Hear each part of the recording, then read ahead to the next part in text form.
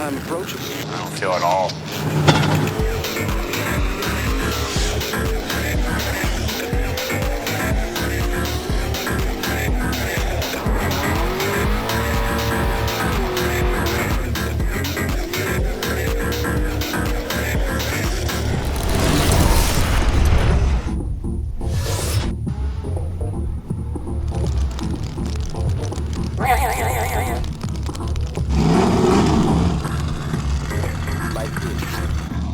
Let's go gambling!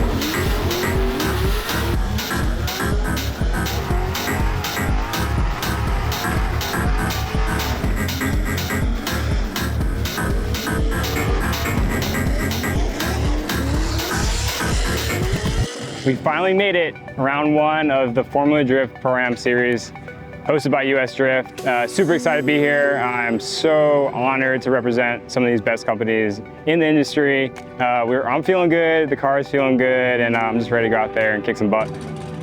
So last night we had a paid practice session. It was really the first time we got to test the car in, I guess, tandem, essentially, on the track. This is a new track, so everyone's kind of learning it. No one's really driven the track before. So last night we had a little bit of rain in the beginning of practice and then towards the end, so a little bit, I don't know, it wasn't the best conditions whatsoever, but I still feel super confident, just getting down where I need to be, my points, the clipping points, all that stuff. I feel like I'm pretty dialed and just confident. So last night was just a good time to just fill the car out, figure out gearing and all that stuff. So yeah, we're ready to take it home today. We're doing a whole lap out. Don't try to come right over the fence. My name is Brian Penn. I'm the owner of Ghost Fabrication. I'm sponsoring Christian's program this year. I met Christian about 5 years ago. We were working on another team together. And when Christian needed some help doing pro-am this year, I wanted to jump on. I mean, there's a lot of great partners working with this program this year. I'm just really excited to be a part of it. So I'm crew chiefing for him and taking care of the car and hopefully go out there and slay the competition. It should be really fun.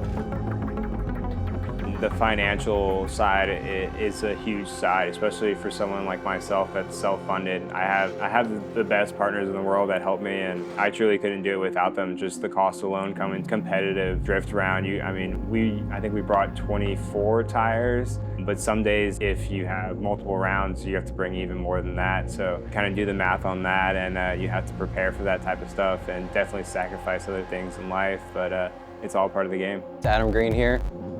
Car chief here with Christian Cotrone in his 2024 season. Just here to lend a hand and help out and get him on the podium. So this is the first time having a quick change in gearing, so wheel speed was a big thing that we had to learn on the fly. Luckily I had some guys on the team like Adam Green that really have the experience in FD. Just having the ability to change gears is just such an advantage this year. Last year we just kind of had to drive what we had and just drive around the gearing and whatnot. This year we can actually change the gears out so we can get the perfect wheel speed that we really need. And just, I can stay confident, I don't have to overdrive the car. We can just dial it in and I can just focus on hitting my reference points, my clips and all that and just making it happen.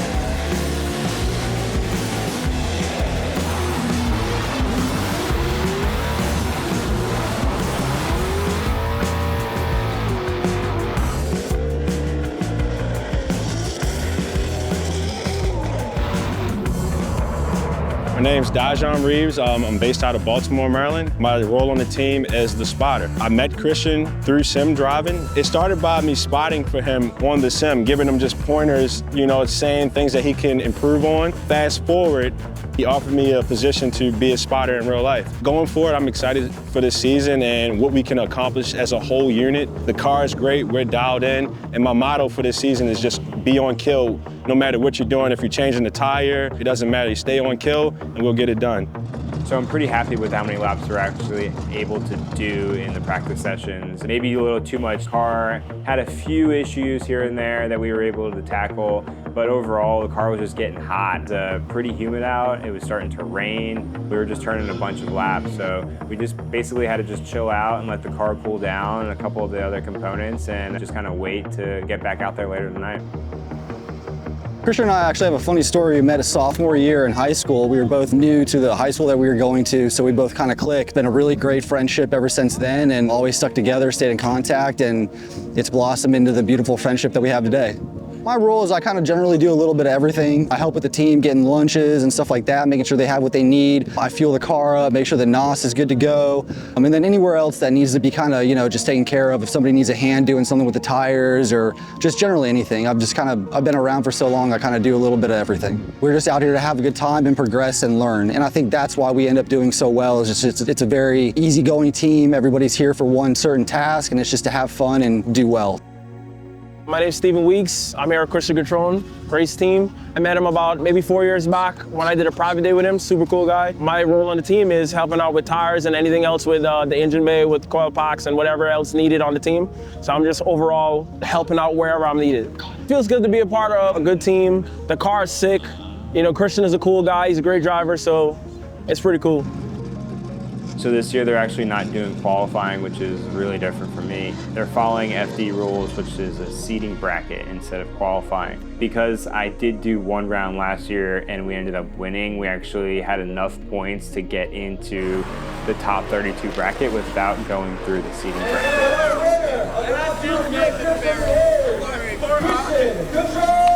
So coming into our battle with Colette, we basically sat around and watched everyone. So I wasn't in the car for about 5 hours, and these people that were in the seating bracket were hot, warm, coming off wins, and then we'd have to battle them. So we actually had to go against the winner of the seating bracket. So the person that won all the battles, which was Colette.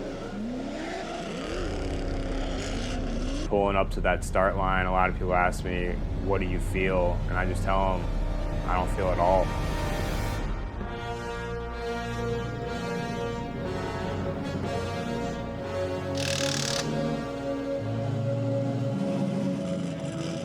Two Corvettes coming in here. Christian Cotrone. Nice bring the Corvette. A little bit slippy going into that first initiation point, but then locking in. Using all the angle, right to the outer wall. Oh, mercy! Into alley, being super aggressive, right off the rip, letting the judges know this is how I'm gonna throw that angle through each zone. A little bit shallow on zone 3, but beautiful lead lap for Christian Cotrone.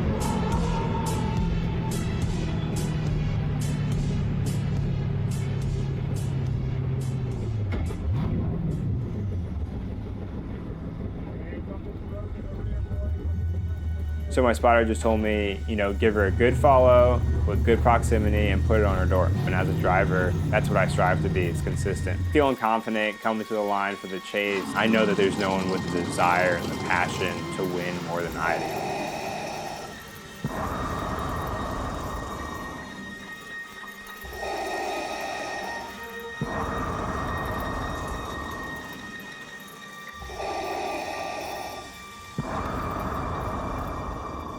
Here we go. Colette Davis in the lead. Christian Cotrone in the chase. Second half of this battle. Here we go. Very slow start, of course. There's no grip off the line as Colette makes her way to this wall. She's being a little hesitant to get out there. She's not as close to the wall as Christian Cotrone was, but Christian Cotrone is right there on her door. This is definitely the toughest battle I believe Colette is going to face all day. And here he comes tucking around that inner clip. Neither one of them taking it out. And right there, Colette's establishing just a little bit of a gap, but that is going to be a really close one. Feeling confident, coming to the line, feel like we stuck it to her door, and we drove a perfect hollow lap. Pulling up to that decision line, I knew I got the win. It took a little bit, and whenever it takes a little bit, it's usually not a good sign, and for some reason, they awarded a one more time with her. We're going to see the Corvette battle go one more time. I don't know, man. I think Christian did better on the bike roll overall. He did a better run, but I guess one more time. Let's see the fight again and see what happens.